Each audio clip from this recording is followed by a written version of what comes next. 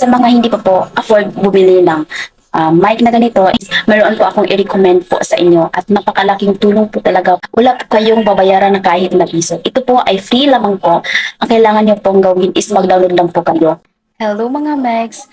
This is Joyce and welcome back to my YouTube channel. So for today's video, may nagtanong po na ano po ba daw ang ginamit ko? Bakit po malinaw po yung voice ko? Gumagamit po ako mga Megs. Ito mga Megs, itong wireless microphone. Ito po yung ginamit. So yung first po mga Megs is mag-review po muna tayo. So pangalawa is ituturo ko na po sa inyo or i-reveal ko na po sa inyo kung ano po ba yung apps na ginamit para na po kayong gumagamit ng microphone na mayroong noise cancellation.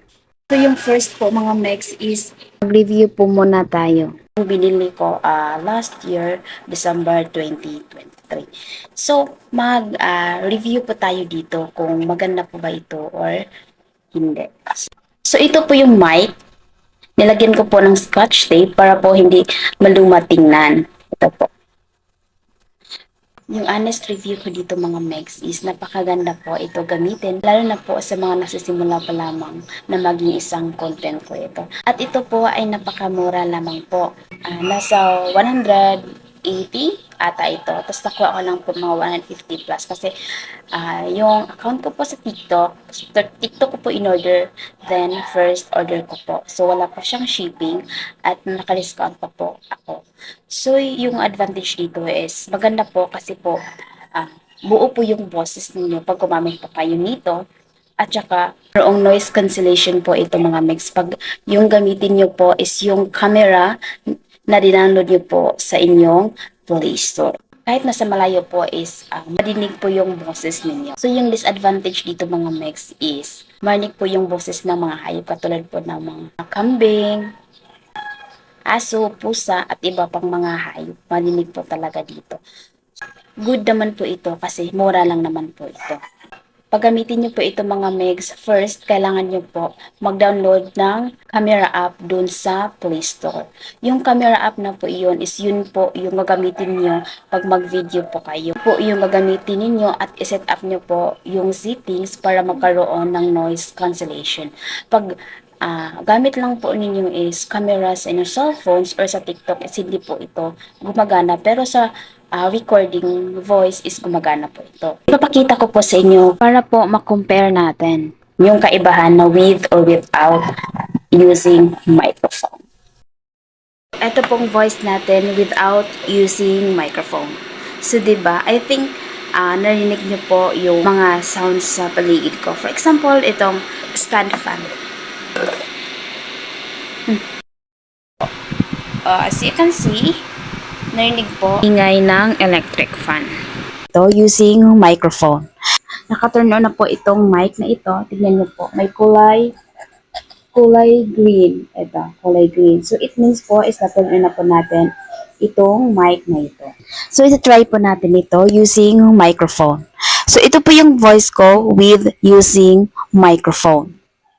Hi everyone, I'm Joyce and welcome back to my YouTube channel. So for today's video, po is using microphone. So i-try po natin dito sa stand fan. So hello everyone, as you can see, nandito na po ako sa tapat ng electric fan. So di ba hindi po narinig yung hangin o yung electric fan ito. Naka-turn on po itong electric fan. So, yung boses, sobrang clear po with using microphone.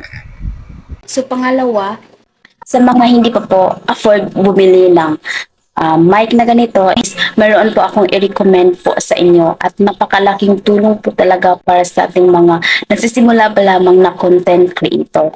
Wala po kayong babayaran na kahit na piso. Ito po ay free lamang po. Ang kailangan nyo pong gawin is mag-download lang po kayo sa Play Store.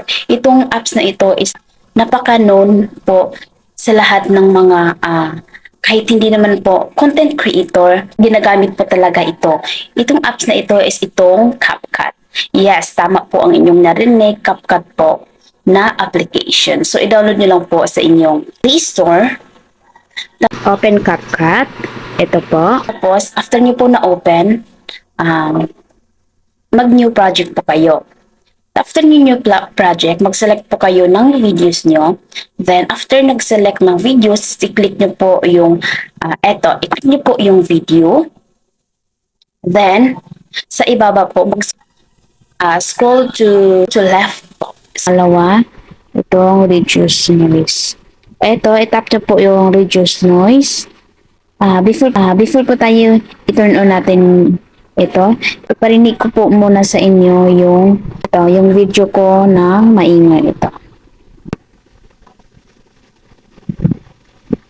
Narinig niyo po yung mga boses sa paligid or like mga sound sa paligid po, nalalanig niyo po. So, i-try po natin gamitin yung reduce sound.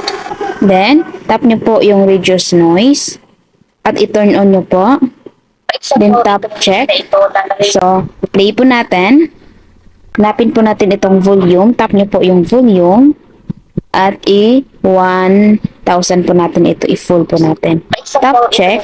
So, i-play po natin yung video. For example, itong video na ito, narinig niyo po yung mga boses sa paligid or like mga sound sa paligid.